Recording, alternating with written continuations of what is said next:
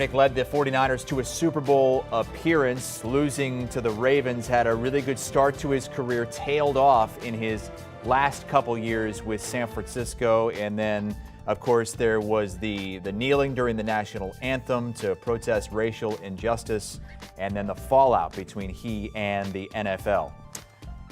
Let's bring in Bryant McFadden, who was playing football when Colin Kaepernick burst onto the scene back 10 years ago or so.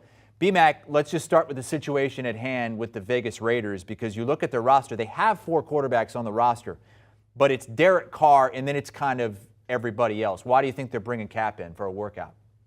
I mean, clearly they have a void at the backup quarterback position left by Marcus Mariota when he went on to sign with the Atlanta Falcons. You talked about the guys that are fighting for the backup role. I mean, Nick Mullins, Jarrett Stidham, Chase Garbers, names that they don't necessarily resonate when it comes to experienced quarterback play. So clearly they're trying to find out, what's the best options outside of the current guys they have on their roster when it comes to backing up Derek Carr.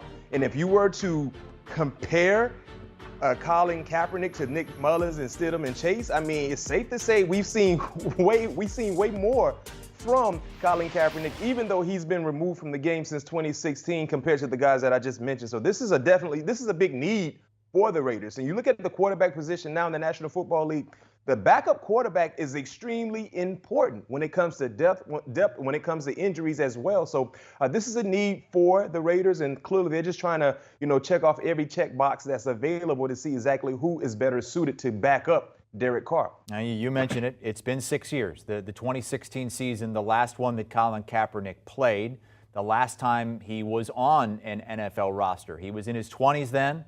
He'll turn 35 this upcoming season. You know what it takes as a high-level, elite professional athlete, and you know what the training takes, and you know the difference between training and game action. So what could Colin Kaepernick be 6 years removed from what he was? I can say this much. He's fresh. He's healthy, right? I mean, he has fresh legs. He's healthy. This is a guy that utilized mobility when he was playing. So clearly some of the wear and tear he had throughout his playing days is no longer there. But clearly rust has to be there. You've been removed from the game for such a long time. You're playing a position that you need to have rhythm. The chemistry, the rhythm needs to be there. That's going to take some time. So I think when you look at this workout for Colin Kaepernick, you need to be able to show the organization you still can complete professional-like passes. The accuracy never was his strong suit, so I don't expect to see him flourish when it comes to that element. But what he did flourish at was athleticism and making things happen that were not there, and just having the it factor from time to time. You talked about leading the San Francisco 49ers to the Super Bowl, and clearly they had every opportunity to win that ball game against the Baltimore Ravens. So we know who he was. We remember who he was as a quarterback. I believe he is the same guy? I'm not going to say that because he's older and he's been removed from the game for quite a long time. But I do believe he still has the necessary skill sets and attributes to be able to land a potential backup job. People have been hinting at this, or maybe hoping for this, for the last several years. Why now? Why 2022? That's a great question, right? A great question. Maybe, certain organizations, they look at Colin Kaepernick a little different than what they did years ago when no one wanted to give him an opportunity. I think the last time he actually visited a team was 2017, and that was the Seattle Seahawks. So it's been such a long time since the team just actually really gave him a serious thought to come visit their team. But I think now understanding and seeing how far removed we are when it comes to the kneeling, people may have forgotten about that, not necessarily forgotten about it, but it's not a big topic.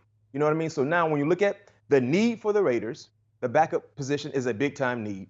They need to find a way to address that, not spending a lot of money, and then also knowing how far removed Colin Kaepernick is from the kneeling of the national anthem.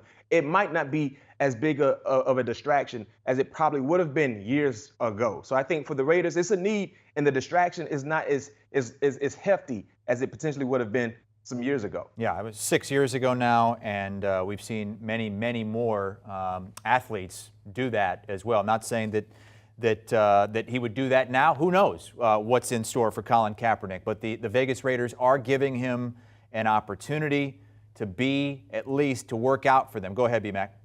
That's a good point. With that, Chris, I wonder. Let's say hypothetically speaking, he looks phenomenal in the workout. Will the Raiders address the kneeling? Mm-hmm. Will they ask the question, Colin, where are you when it comes to the national anthem? As a teammate, how would you feel about that, B-Mac?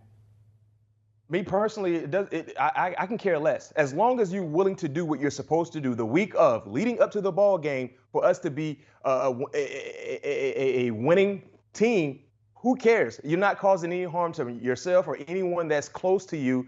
As long as you're doing what you're supposed to do and it's not taken away from your preparation, then our job is to play football and win ball games. So me personally, it wouldn't be that big of a deal for me.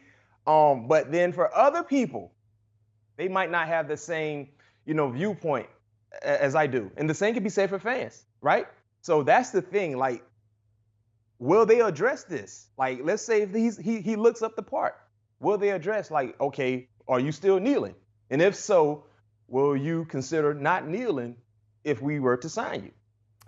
Well, as of now, all we know is that the Raiders are going to work him out at some point this afternoon. They do have several backups behind Derek Carr, Jarrett Stidham, Nick Mullins, and a rookie as well. But as B-Mac mentioned, not big-name guys, not guys that you would feel super comfortable with, like a Marcus Mariota would have been in the backup role before, but now he is no longer there in Atlanta. Bryant McFadden with us here on HQ. You can hear him with his cousin, Patrick Peterson, on All Things Covered. He was just visiting his cousin out there in the Twin Cities earlier this week at Vikings OTAs.